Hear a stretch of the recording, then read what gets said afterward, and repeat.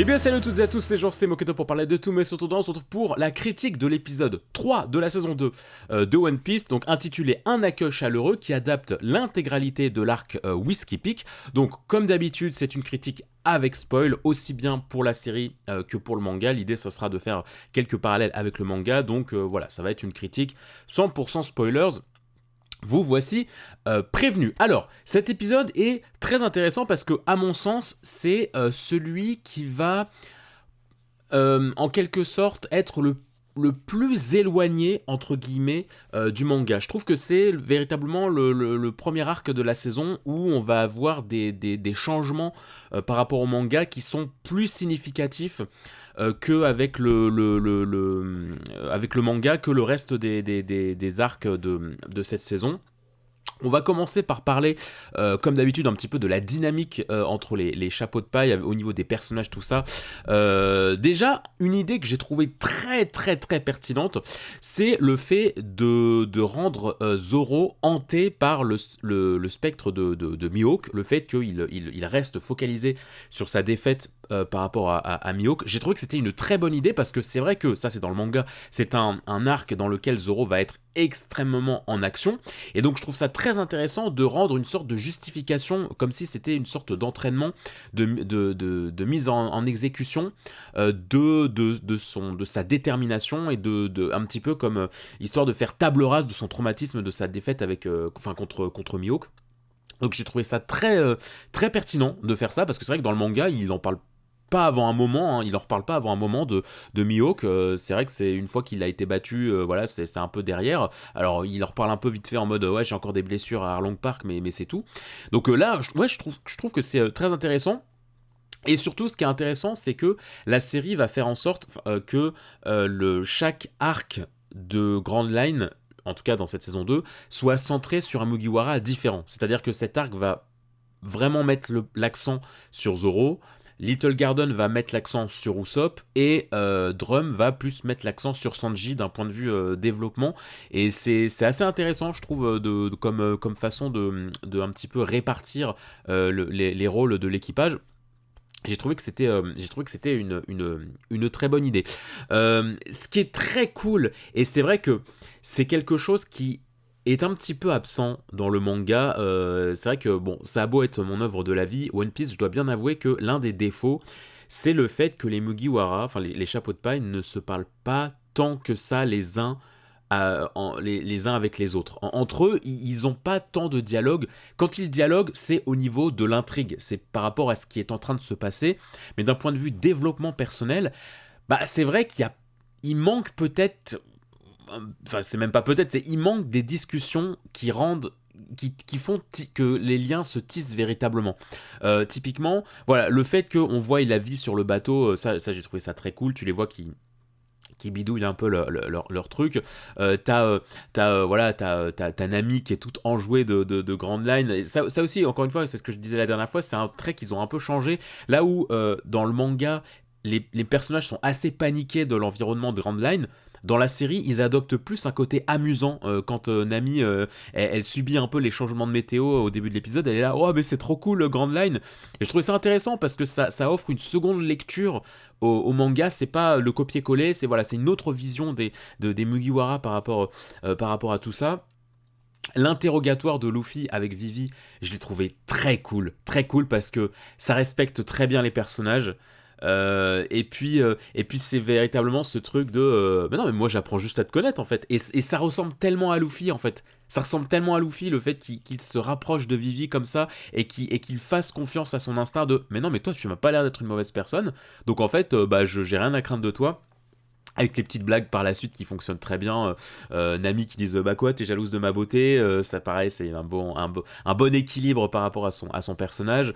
Le Zoro qui dit mais Luffy, rassure-moi, tu sais ce que c'est une tueuse. Genre c'est encore une fois, c'est des traits de dialogue, des blagues qui fonctionnent très bien parce que ça respecte à 100%, ça respecte à fond l'état d'esprit des personnages du manga.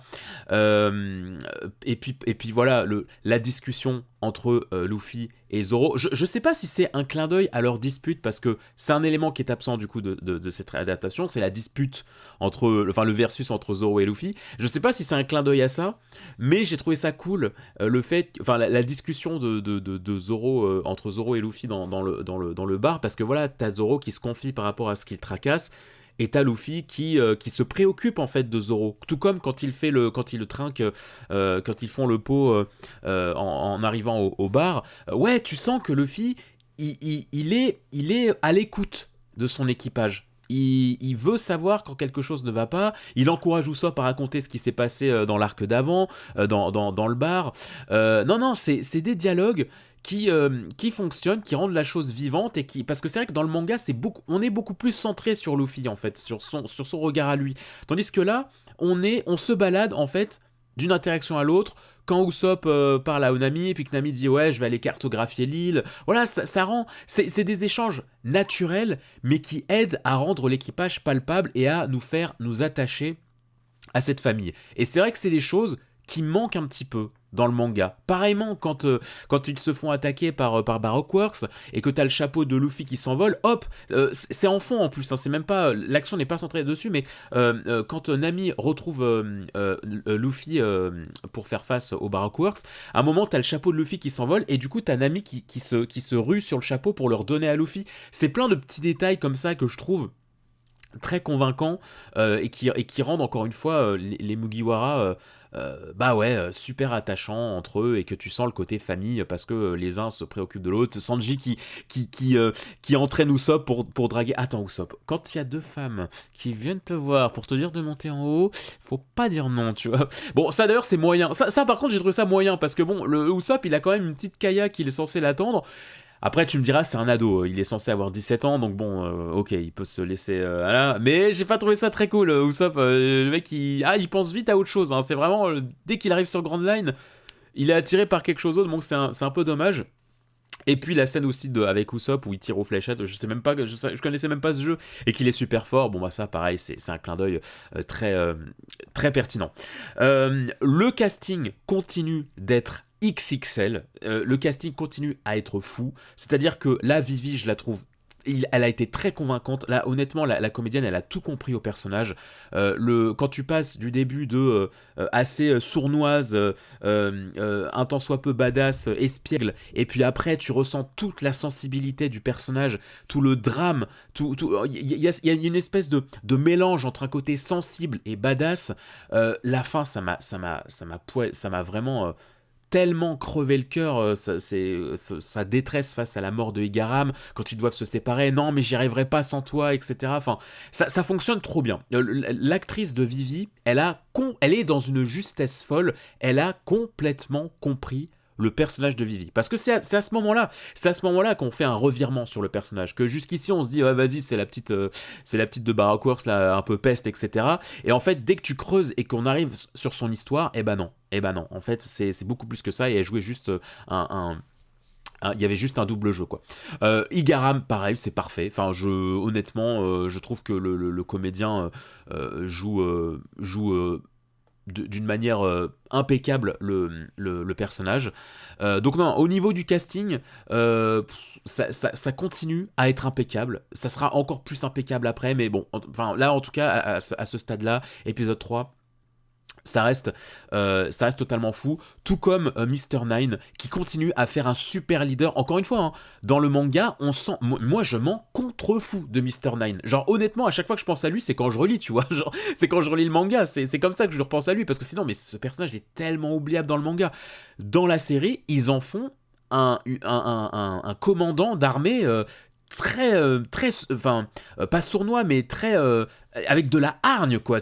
Quand il est face à Zoro, quand il veut se débarrasser de Zoro, mais tu sens le personnage insupportable. Et puis toute la fin avec le côté, malgré que ce soit une tête à claque, le fait que non mais Miss Wednesday, ça restait ma coéquipière, donc vous pouvez vous laver pour que je la trahisse.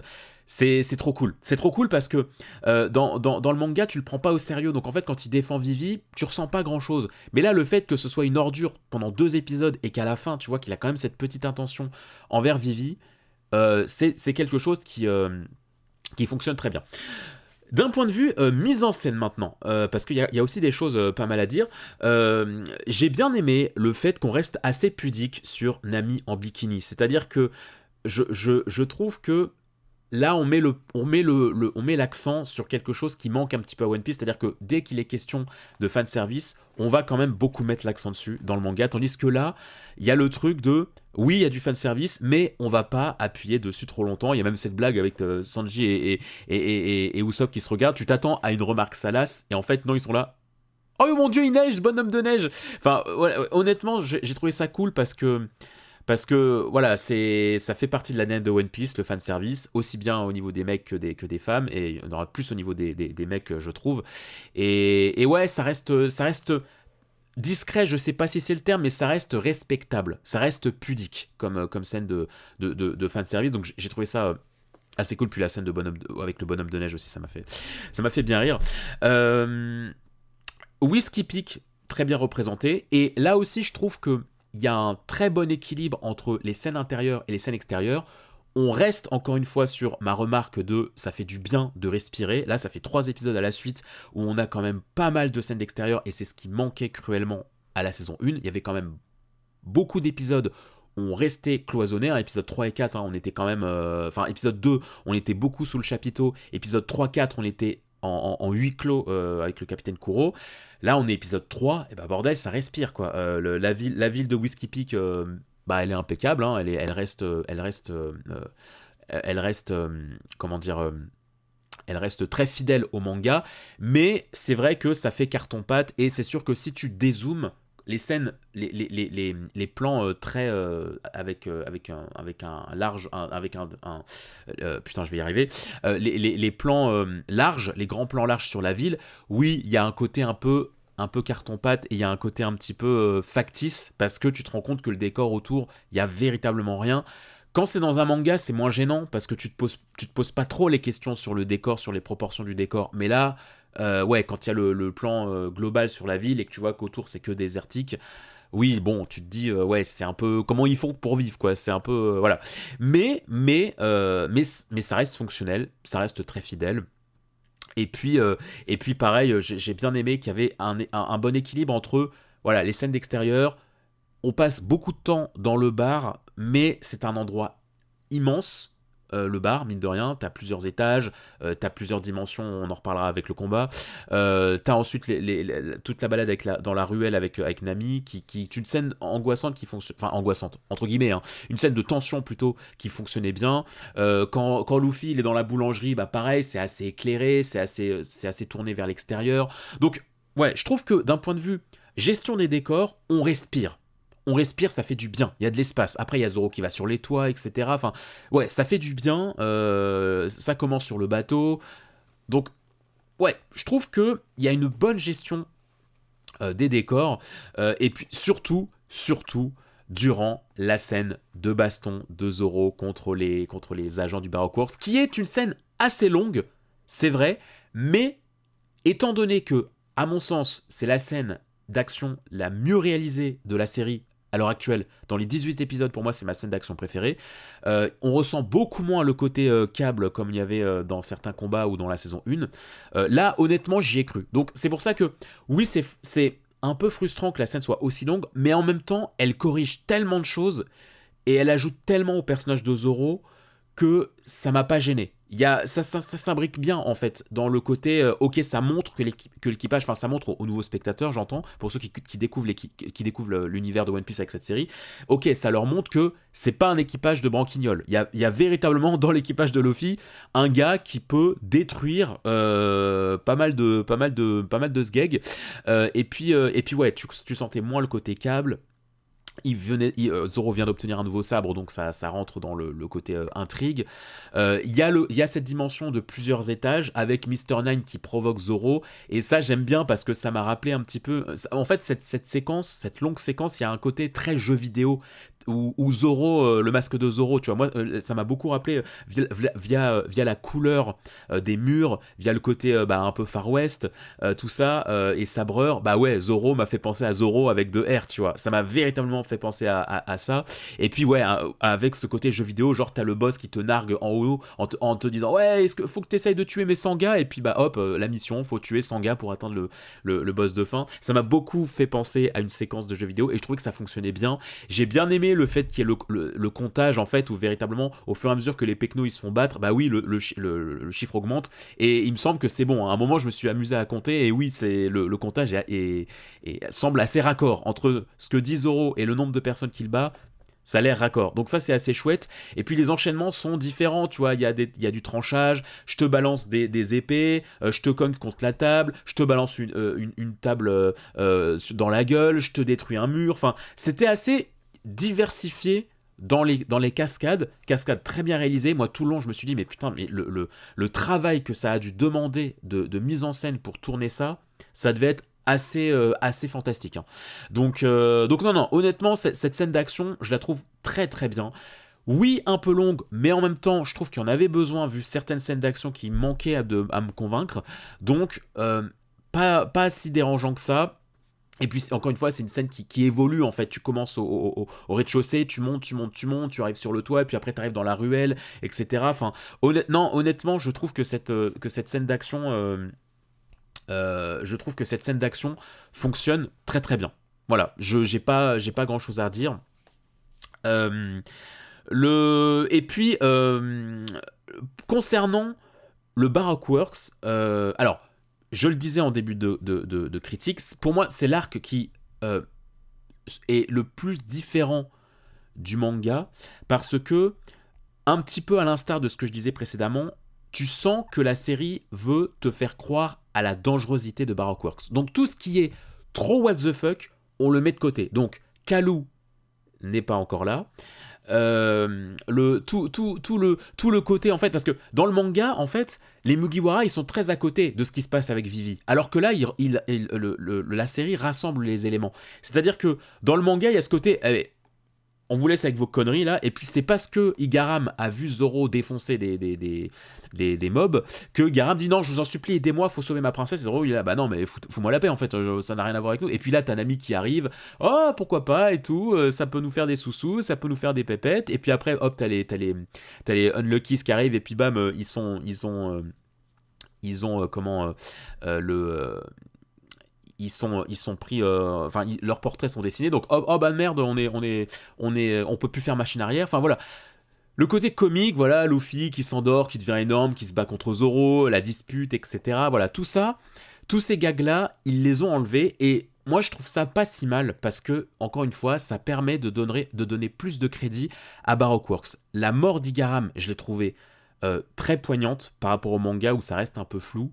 Par contre, j'espère qu'ils l'ont vraiment fait mourir, parce que là, ça niquerait beaucoup de choses, hein. Ça niquerait beaucoup d'enjeux dramatiques. Déjà que dans le manga, c'est chaud, c'est trop chiant quand Oda ne fait pas mourir les personnages, mais j'espère que là, dans la série, ils vont assumer jusqu'au bout. Honnêtement, je croise les doigts. Donc oui, entre la mort d'Igaram, le côté assez pervers de Mr. Five et Miss Valentine, que j'ai trouvé très cool. Tu vois à la fin le côté un petit peu... voilà, tu vois tout le sérieux de l'organisation de Baroque Works, sur le côté, non, bah on élimine en fait, hein, on t'élimine parce que tu t'as fauté, donc faut qu'on t'élimine. Donc tu vois toutes les règles de l'organisation qui sont mises en exécution. Donc ça, je trouve ça très très très intéressant. Et puis pareil quand Nami comprend que en fait ils sont au milieu d'un guet-apens, que au final le Whiskey Peak c'est pas du tout ce qu'il pensait, que la ville n'est pas du tout chaleureuse. Pareil, il y a la petite scène de tension entre elle et le pirate. Alors dommage qu'elle s'en débarrasse aussi facilement. J'ai trouvé que c'était vraiment 2 coups de bâton et puis t'es couché. Bon, dommage. Mais voilà, l'ambiance en tout cas globale dans la ruelle, avec le gars qui arrive et tout, avec le cadavre des pirates des tulipes. J'ai trouvé ça cool. Pirates des Tulipes qui d'ailleurs existent dans le manga, hein. Ils ont une mini-aventure, ils sont présents dans les mini-aventures de Oda, ils existent, et du coup dans la série ils font pas trop long feu, c'est terrible.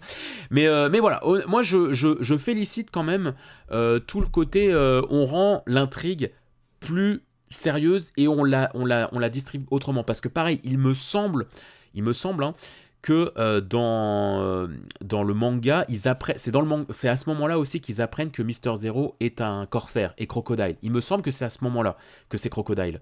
Et là, pareil, ils ont préféré distiller l'info, ils ont préféré la mettre autre part, histoire que ça n'accable pas trop peut-être le spectateur d'informations et puis que ça puisse distiller du mystère autour de l'organisation, parce que du coup ça donne du cachet notamment à Miss All Sunday qu'on aperçoit à la fin de l'épisode. Pareil, ça démentiel, mais j'en reparlerai plus dans l'épisode d'après, parce que c'est surtout dans l'épisode d'après qu'elle intervient, mais pareillement le casting complètement parfait.